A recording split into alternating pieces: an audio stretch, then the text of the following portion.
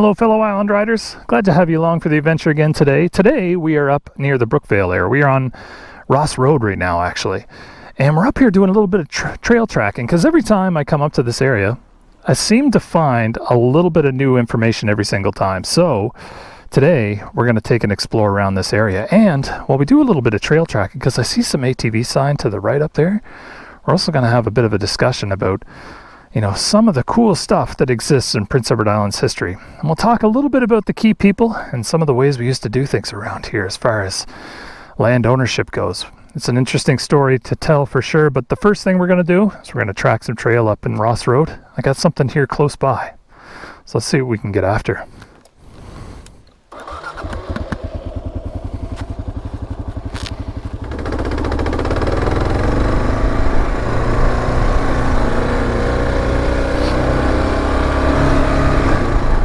Trail lights up here.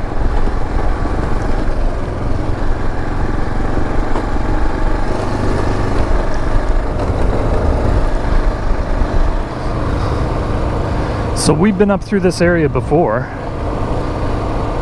but instead of heading up through our typical Warburton run that takes us up to that old log bridge, we're going to head into the other direction to a more interesting area. Well, interesting not so much from a visual standpoint, but from a historical one. And while we're at it, we're going to check through a little bit of areas that look suspicious on the map and some stuff that I spotted while I was up here last and kind of said, you know what, maybe we come back and have another look. Oh man, and I'll tell you right now, I'm glad we're in the cool air deep in the woods here a little bit, because geez, she's some hot. It's boiling out.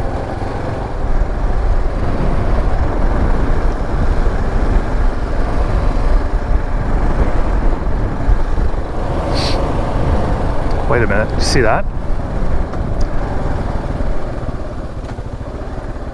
Slower roll a little bit here. That's field access, but that was a sign, you know what I'm saying? Like ATV trail sign. Alright, let's keep pushing. I know there's something up here. Oh, it might be right here. Down tree. Well, not down, but down enough.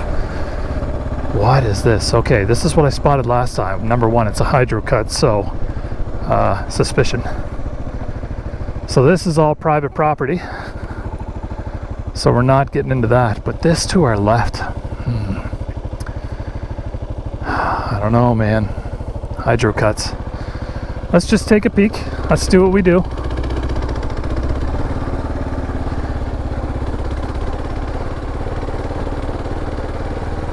I'll say right now, the Shinkos are on fumes. You don't have a lot of grip. So I don't want to get too deep into here without being able to get back out. Whoa, whoa. Plus, it's just us. Oh yeah, look at that. Oh, right there. There's a go around. This has got to be ATV trail, but what club? Let's keep going.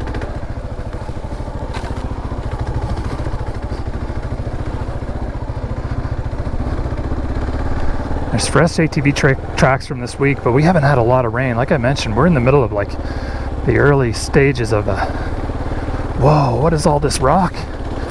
Some New Brunswick grade trail.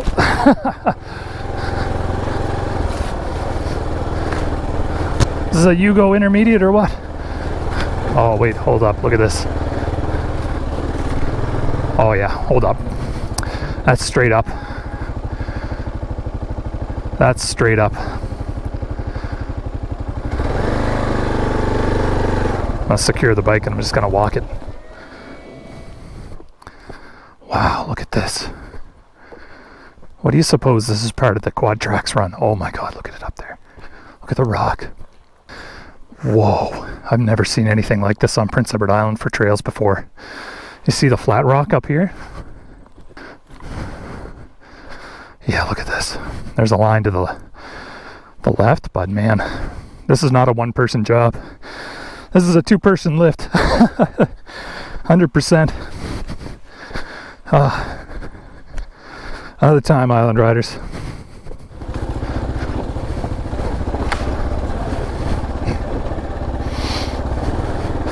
It's a little bit above our pay grade for today.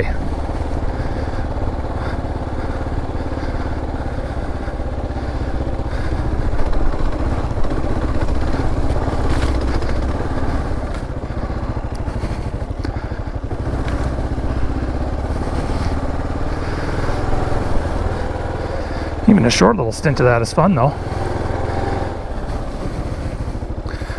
Alright, that was a good warm up. Let's keep pushing. Darn hydro cuts.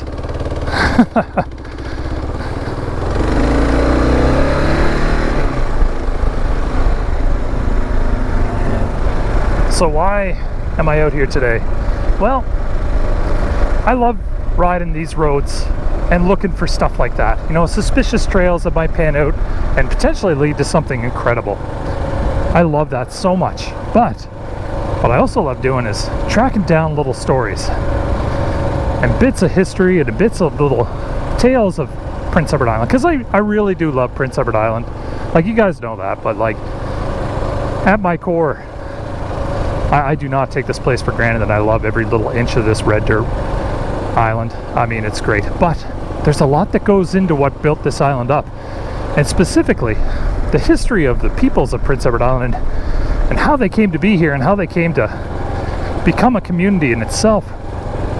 That's a big story, and that story's conclusion for its time that we're talking about today lies in Mount Tryon, and that is my prime objective today. We only got one. We just got to get to Mount Tryon. Well, we got another one in there too, but the reason why I'm going there is because I'm tracking down in the footsteps of Samuel Holland. Now, we've done this before a little bit, but that is an important character on Prince Edward Island for many reasons. Not all good, but it's worth checking out. Alright, let's keep pushing here. Got a couple other roads I want to check out. This is the tip of the iceberg today.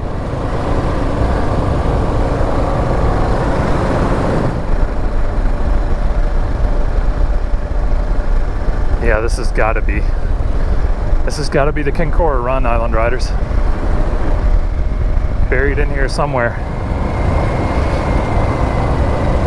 Our Season 3 off-road goal.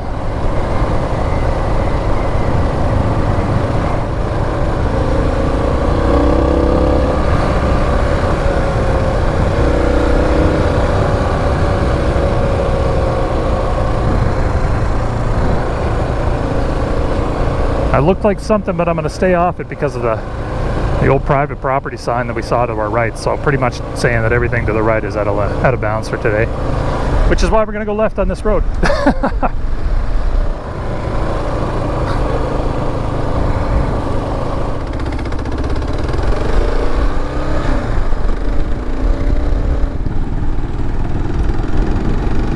That car's too pretty for this road, my dude.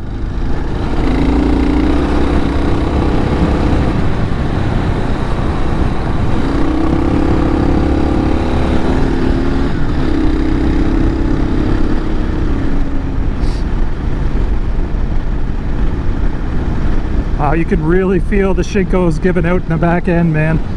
Oh, the tread is so low. I can't wait to get that new TKC 80 on the back there. Soon though, it's on its way. It's coming. Should be here probably next week, I imagine.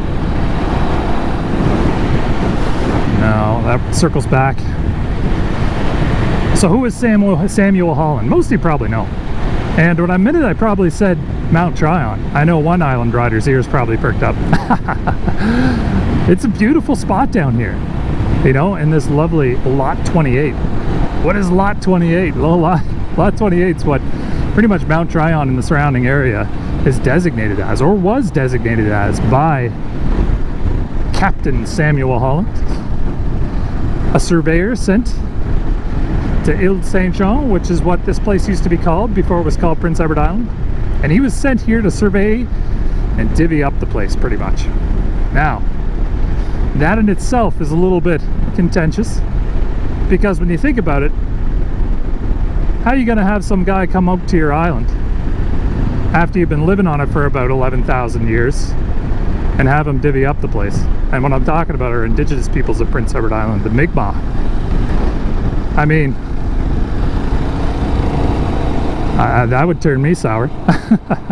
All right, let's see here. I think we got, we want left again, right? Yes, left again. Stay frosty around this one. Yeah. Alton McLean Road's next on left side. So yeah, in this area of Mount Tryon, there have been artifacts found here that have indicated indigenous life that goes back as about farther than 11,000 years. 11,000 years, 11 millennia. Can you believe that? For a culture to exist on such a beautiful place, what would it look like 11,000 years ago? Dramatically different is an understatement, I think. Sorry for all the wind, by the way, if it's killing you, but man, it's a windy old day. I still wanted to get out, sidetrack. Let's see if I'll pick this back up once we get off this. Oh, look how pretty that is though. Can't deny that. Awesome. I think this is what I want, but I doubt it's marked, eh? It is the one. Here we are.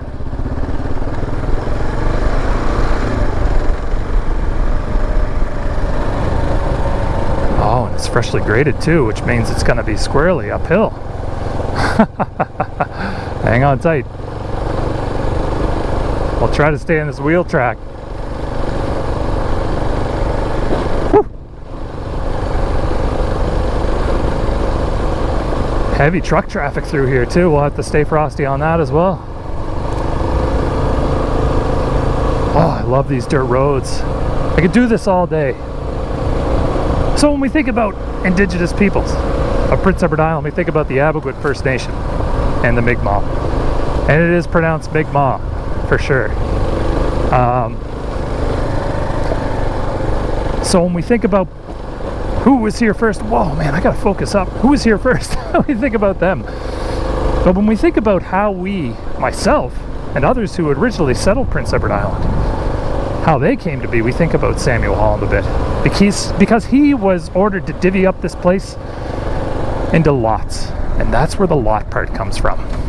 So, beautiful fields such as this would have been farmed by an individual who would have come to live in Prince Edward Island in one of those lots. Oh man, is that an eagle? Cool, look at that. I don't know if you could see it all, but it's pretty up there.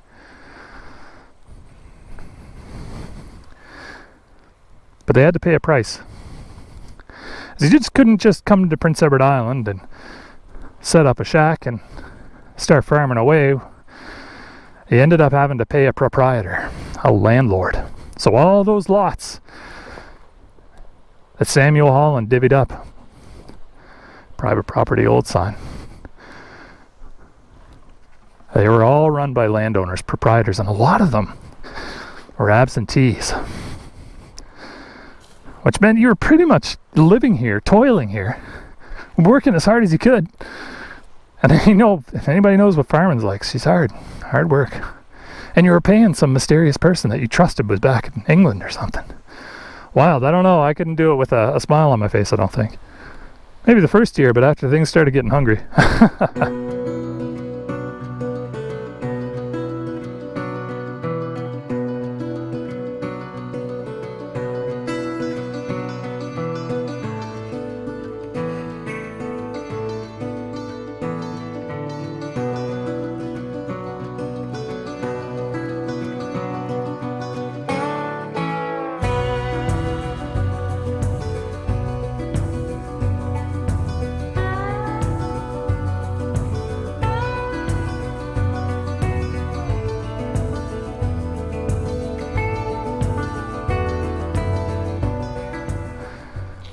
All right, let's keep pushing. I gotta check the maps and see where my next route lies at the end of this one.